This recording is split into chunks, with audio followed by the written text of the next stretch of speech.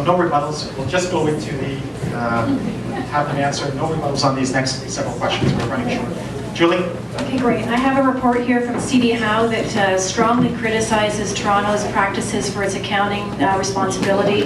And basically, I don't know how you could do a 100-day budget review with the way the budgets are presented right now, because there's such a discrepancy between the capital budgets and the actual operating budgets.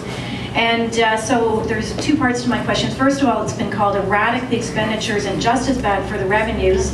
And the province promised to transfer $1.18 billion between 1999 and 2008.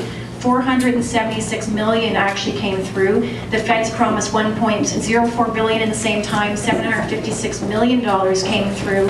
How can you run a city when you don't even know what money is coming in? So there's specific recommendations about how this can be fixed. I want to know, if elected mayor, will you take steps to make sure that the accounting is more transparent and more responsible, and how will you do that? Okay, thank you. Sarah? Okay, yes, I agree. There's no transparency at all. And I want to join the capital budget and the operating budget together. They should never have been separated in the first place, because we lose touch with where the money's going and how it's being spent. Another way I want to look at moving things forward is to say, you know, we've got to stop going cap in hand to the provincial and federal government. They keep promising us money and we're not getting it. So I've suggested rush hour road tolls on the DVP and Gardner Expressway so that we can expand the subway system. And we have to make ourselves more sustainable as a city. So that's creating, my time keeps running out.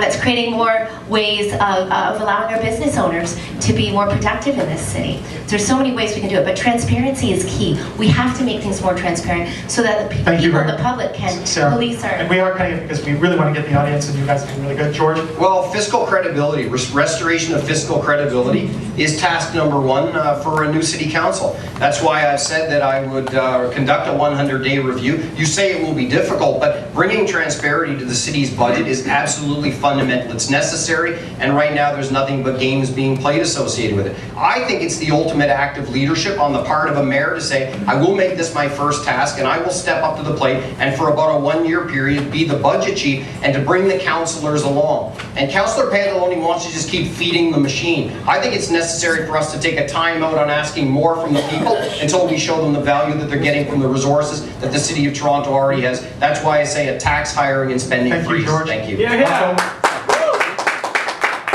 Mr. Swinnerton wants to be budget chief. I want to be mayor. And the first task of the mayor is to put people who are competent in the jobs. And in my administration, he would never be next to a fiscal position because his track record simply shows that he's not capable of managing significant numbers. I've called from the beginning for multi-year planning. It's ridiculous that a $9.2 billion operating budget is planned 1 year at a time. You wouldn't be able to go into a bank and borrow with that kind of plan. Why should they be able to come to us as taxpayers and ask for it? But we can't just blame the province and the feds. We have to stand on our own 2 feet, and that means debt reduction. It does mean hiring freeze and pay freeze. Rob? I really couldn't believe when the $9.2 billion operating budget was not even debated. You had 5 minutes to ask questions of staff. Before, when Mount Lastman was it took 8 days. We went department by department by department. It took 8 days. With David Miller as mayor and Mr. Pantaloni as deputy mayor, it was less than a half a day. They ran through a $9.2 billion budget. We did not have time to ask questions on every single department. I moved the motion at the beginning to go into department by department. They said, no, let's just do it all in one. 5 minutes, $9.2 billion. Joe? There is perception and then there's reality. The reality is that the city is the only government out of the 6 largest governments in the country not to have a deficit. Not to have a deficit. We have a debt, but anybody who buys a house knows that you don't push cash in the barrel. We take a mortgage, let's call it debt. And the city builds a subway or a recreation center, we get debt.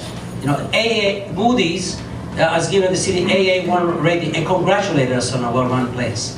The other reality is that 92% of all taxes paid in Toronto go to the federal and provincial government, 8% go to the city.